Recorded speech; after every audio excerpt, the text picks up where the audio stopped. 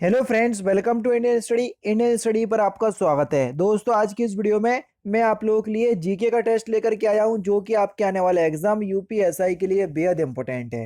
Video को and तक जरूर देखिएगा, क्योंकि लास्ट में मैं आपसे क्वेश्चंस भी पूछूंगा और उसका आंसर आपको कमेंट बॉक्स में बताना होगा। साथ ही साथ इस वीडियो की पीडीएफ डिस्क्रिप्शन में टेलीग्राम चैनल का लिंक दिया हुआ है, वहां से आप प्राप्त कर सकते हैं। पहला क्वेश्चन, आयकर अधिनियम के अंतर्गत एक अत्यधिक वरिष्ठ नागरिक के रूप में अर्हता प्राप्त करने के लिए किसी व्यक्ति की आयु कितने वर्ष से ऊपर होनी चाहिए? तो कितने वर्ष से ऊपर होनी चाहिए? तो आपका सही आंसर हो जाएगा 80 वर्ष। पहला ही ऑप्शन यहाँ पर आपका बिल्कुल क्या हो जाएगा सर? करेक्ट हो जाएगा। नेक्स्ट क्वेश्चन, लेकिन उससे पहले मैं बता दूं कि अत्यधिक वरिष्ठ नागरिक के लिए 80 ईयर्स है और वरिष्ठ नागरिक के लिए 60 साल है। ठीक है, तो क्वेश्चंस में कंफ्यूज नहीं होना। सूचना अधिकार अधिनियम के अंतर्गत एक प्राधिकार निकाय के रूप में किस संस्था की स्थापना की गई? इसका काम उन लोगों की शिकायतों के आधार पर कार्रवाई करना है जो किसी लोक सूचना अधिकारी के पास अपनी सूचना प्रार्थना जमा नहीं कर पाए। तो किस सूचना अधिकार अधिनियम के अंतर्गत यह प्राधिकार किया गया? तो सही आंसर आपका हो जाएगा केंद्रीय सूचना आयोग। दूसरा ऑप्शन करेक्ट। निम्नलिखित में से कौन सा लोगों पर कपटपूर्ण मनोवैज्ञानिक आक्रमण है जिसमें यह दावा किया जाता है कि अगर उपयोगकर्ता बैनर विज्ञापन अथवा लिंक पर क्लिक करे तो उन्हें किसी ऑफर के तहत इनाम मिलेगा? तो इसको हम फिशिंग कहते हैं सर। चौथा ऑप्शन यहाँ पर आपका बिल्कुल करेक्ट, जो कि आजकल टेक्नोलॉजी के ज़माने में बहुत ज़्यादा देखने को मिलती है। बेईमानी पूर्ण आशय से अभिप्राय है क्या? तो बेईमानी पूर्ण आशय से अभिप्राय है कि किसी के सदोष लाभ या सदोष हानि का आशय। चौथा ऑप्शन करेक्ट। नेक्स्ट क्वेश्चन, निम्नलिखित वादों में से किसमें समलैंगिकता को गैर अपराधीकरण करते हुए उच्चतम न्यायालय ने यह व्यवस्था की कि वयस्कों के मध्य सहमति युक्त लैंगिककृत अपराध नहीं है? तो सही आंसर हो जाएगा आपका नवतेज सिंह जौहर बनाम भारत संघ। दूसरा ऑप्शन करेक्ट। इस यातायात प्रतीक का चिन्ह क्या है? तब तक मैं आपको बता दूं, दोस्तों, अगर आप उत्तर प्रदेश के किसी भी एग्जाम की तैयारी करना चाहते हैं, फिर चाहे आपका यूपी एसआई हुआ, यूपी ट्रिपल एससी पीटी हुआ, यूपी लेखपाल हुआ, बीई हुआ, यूपी पीएससी हुआ, जितने भी उत्तर प्रदेश के अंदर आगामी एग्जाम है, उन सभी की अगर आप तैयारी करना चाहते हो तो केवल एक ही सब्सक्रिप्शन के साथ इन सारे एग्जाम की तैयारी कर सकते हो। क्योंकि आप सभी लोग जानते हैं अनअकैडमी का जो सबसे अच्छी जो बात है वो यही है, किसी भी कैटेगरी के अंदर आपको सब्सक्रिप्शन परचेज करना है, उस कैटेगरी में जितने भी कोर्स चलाए जा रहे होंगे आप सभी को एक्सेस कर पाओगे। जैसे कि देखो, ये देख लीजिए दोस्तों, आपका लेखपाल का नया बैच आपका 22 अक्टूबर से स्टार्ट हो रहा। इसके लिए आपको अलग से पैसे नहीं देने हैं। जिन बच्चों ने पहले सब्सक्रिप्शन परचेस करके रखा है, तो वो बच्चे भी इस कोर्स में एनरोल कर पाएंगे। और अगर आप सब्सक्रिप्शन अभी परचेस करोगे तो ये सारे कोर्स आपको देखने को मिलेंगे यहाँ पर। 20 अक्टूबर से आपका यूपीपीएससी अगर 2022 को टारगेट मान करके तैयारी कर रहे हैं तो 20 अक्टूबर से ये वाला बैच स्टार्ट हो रहा है, इसमें भी आप एनरोल कर सकते हो। हर कोर्स के लिए आपको अलग से पैसे नहीं देने, एक बार आपने पैसे दे दिए आपका काम खत्म। आपका काम केवल और केवल स्टडी करने का, पढ़ाई करने का रह गया, बाकी सारे काम आपके अनअकैडमी के हैं। सारे कोर्सेज के लिए आपको केवल एक ही बार पे करना है, उसके बाद आपको केवल और केवल तैयारी करना है। तो इससे अच्छा मौका आपको कहीं और नहीं मिलेगा और ना इन फ्यूचर मिल पाएगा। तो इसलिए मैं आपसे कह रहा हूं कि अगर आप सब्सक्रिप्शन परचेज करने की सोच रहे थे तो अभी परचेज कर लो, डिस्क्रिप्शन में लिंक दिया हुआ है। लेकिन परचेज करने के दौरान रेफरल कोड जो कि डिस्क्रिप्शन में लिखा हुआ है, इंडियन स्टडी अप्लाई कीजिएगा तो आपको इंस्टेंट 10% का डिस्काउंट भी प्राप्त हो जाएगा। अब देख लेते हैं नेक्स्ट क्वेश्चन। तो इस यातायात प्रतीक का तात्पर्य क्या है? तो आपका जो सही आंसर हो जाएगा वह क्या हो जाएगा सर? एक दिशा मार्ग में गाड़ियों का आना मना है। पहला ही ऑप्शन यहाँ पर आपका बिल्कुल करेक्ट हो जाएगा। बालक का विवाह करने वाले पुरुष वयस्क को दंडित किया जाएगा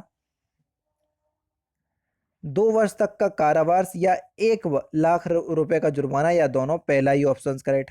दहेज मृत्यु किस धारा में वर्णित है? Important question. दहेज मृत्यु तो किस धारा में वर्णित है? तो धारा 304 खा। चौथा ऑप्शन यहाँ पर आपका बिल्कुल करेक्ट। घरेलू हिंसा से महिलाओं का संरक्षण अधिनियम 2005 में घरेलू हिंसा में शामिल है क्या? शारीरिक दुरुपयोग, लैंगिक दुरुपयोग, आर्थिक दुरुपयोग, ये सभी शामिल है। चौथा ऑप्शन करेक्ट। राष्ट्रपति राज्यसभा में ऐसे सदस्य को मनोनीत करता है जिन्हें विशेष क्षेत्रों में साहित्य ज्ञान एवं व्यवहारिक अनुभव प्राप्त है किन क्षेत्रों में? साहित्य, विज्ञान, कला और समाज सेवा, इन सभी क्षेत्रों में। तीसरा ऑप्शन यहाँ पर आपका बिल्कुल करेक्ट।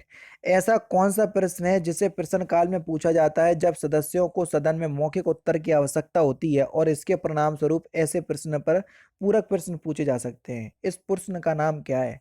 तो सही आंसर हो जाएगा आपका तारांकित प्रश्न। पहला ही ऑप्शन करेक्ट।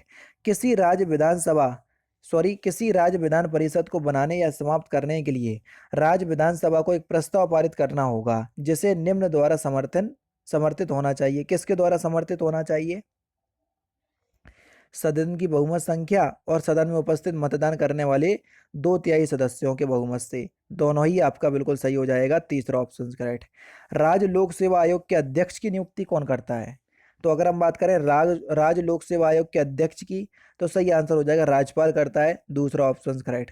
संविधान में इस समिति में कितनी अनुसूचियां हैं? इस समय संविधान में कितनी अनुसूचियां हैं? तो सही आंसर हो जाएगा आपका 12। पहले 8 अनुसूची थी। 9वीं, 10वीं, 11वीं और 12वीं संविधान संशोधनों के द्वारा समय समय पर जोड़ी गई। ठीक है। नेक्स्ट क्वेश्चन, भारत के नियंत्रक एवं महालेखा परीक्षक की नियुक्ति कौन करता है? तो सही आंसर हो जाएगा आपका राष्ट्रपति। तीसरा ऑप्शन करेक्ट। संसद के सदस्यों को शपथ कौन दिलाता है? तो सही आंसर हो जाएगा आपका राष्ट्रपति। दूसरा ऑप्शन करेक्ट। नीति आयोग के पदेन अध्यक्ष कौन होते हैं? तो सही आंसर हो जाएगा आपका नीति आयोग के पदेन अध्यक्ष कौन होते हैं? प्रधानमंत्री। दूसरा ऑप्शन करेक्ट। अंडमान एवं निकोबार द्वीप समूह किस उच्च न्यायालय के अधिकार क्षेत्र में आता है? Important question. तो सही आंसर हो जाएगा आपका कलकत्ता उच्च न्यायालय। चौथा ऑप्शन करेक्ट। चलिए, सूची 1 को सूची 2 से सुमेलित करना है। बढ़िया, चलो चारों ही ऑप्शन गिर गए, दिख गए, ये बहुत अच्छी बात है। सामान्य न्याय एवं निःशुल्क विधिक सहायता, ये अनुच्छेद किसमें वर्णित है? जल्दी बताओ। अनुच्छेद 39 का में। प्रसूति सहायता का उपबंध किस अनुच्छेद में वर्णित है? तो अनुच्छेद 42 में। उद्योगों के प्रबंधन में कर्मकारों का भाग लेना, ये किस अनुच्छेद में है? तो सही आंसर हो जाएगा अनुच्छेद 43। और नागरिकों के लिए समान सेवा संहिता किस अनुच्छेद में वर्णित है? अनुच्छेद 44। तो आपका सही आंसर क्या हो जाएगा? तीसरा, चौथा, दूसरा, पहला। पहले ही ऑप्शंस में दिया, पहला ऑप्शन बिल्कुल करेक्ट हो जाएगा। सिकंदर ने झेलम या बितस्सा के युद्ध में, झेलम का पुराना नाम है बितस्सा, के युद्ध में किस भारतीय शासक को पराजित किया था? तो ये पोरस को पराजित किया था। दूसरा ऑप्शन करेक्ट। दिल्ली सल्तनत का सबसे बुद्धिमान या सबसे विद्वान सुल्तान कौन था जो खगोल शास्त्र, गणित एवं आयुर्विज्ञान सहित अनेक विद्याओं को ज्ञाता था? तो सही आंसर हो जाएगा मोहम्मद बिन तुगलक। लेकिन इस बेचारे को बुद्धिमानी मूर्ख शासक भी कहते हैं, क्योंकि बेचारा जो भी करता था, हालांकि इसके काम करने का उद्देश्य बिल्कुल सकारात्मक होता था, लेकिन जब भी जो भी कोई काम करता था उसमें असफल हो जाता था। ये भू राजस्व की स्थायी बंदोबस्त प्रणाली के संबंध में असत्य कथन का चुनाव करें। कौन सा कथन जो है वो असत्य है, यानी कि गलत है? चारों ही ऑप्शंस पढ़ोगे तब जाके आप पता लगा पाओगे। तो सही आंसर हो जाएगा इसके अंतर्गत समस्त ब्रिटिश भारत के क्षेत्र का 51% क्षेत्र जो है वो शामिल है। ये कथन जो है वो असत्य है, यानी कि गलत है। ठीक है। लगभग जो आपका क्षेत्र शामिल है वो 19% क्षेत्र शामिल है। कितना? 19%। ठीक है, याद रखिएगा। भारत की तट रेखा से संबंधित निम्नलिखित कथनों पर विचार करते हुए असत्य यानी कि गलत को चुनना है। कौन सा गलत है?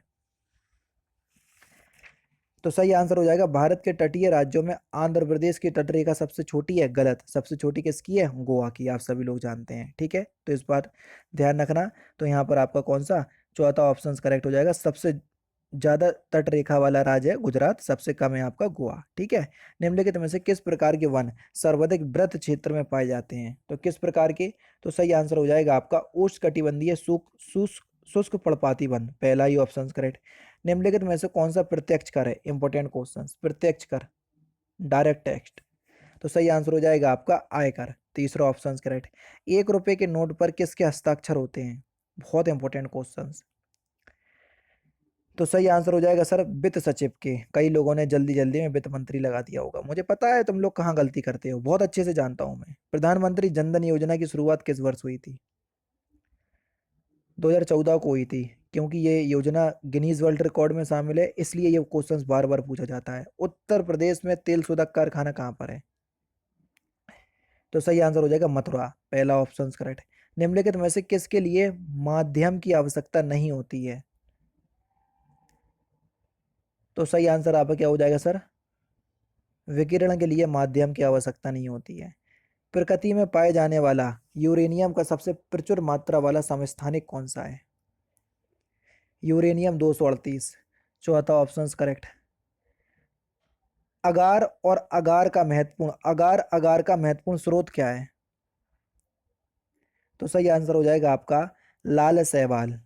तीसरा ऑप्शन करेक्ट। वयस्क मनुष्य प्रतिदिन औसतन कितने मूत्र उत्सर्जित करता है? 1 से 1.5 लीटर। दूसरा ऑप्शन करेक्ट। जून 2014 में या जून 2021 में किसने राष्ट्रीय मानवाधिकार आयोग के नए अध्यक्ष के रूप में पदभार ग्रहण किया? बहुत इंपॉर्टेंट क्वेश्चंस और अभी करंट का ही है। तो सही आंसर हो जाएगा न्यायमूर्ति अरुण कुमार मिश्रा। तीसरा ऑप्शन करेक्ट। केंद्र सरकार ने किस तिथि से सोने के आभूषणों और कलाकृतियों की हॉलमार्किंग अनिवार्य रूप से कर दी है? तो सही आंसर आपका हो जाएगा 15 जून 2021 से। चौथा ऑप्शन करेक्ट।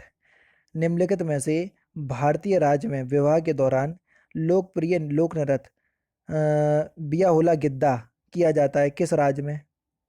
गिद्दा से पहचान जाओगे, पंजाब में। दूसरा ऑप्शन करेक्ट। मधुबनी चित्रकला भारतीय चित्रकला की एक ऐसी चित्रकला या शैली है जो भारत के फिलिंदाबलेंस राज्य के मिथिला क्षेत्र में प्रचलित है।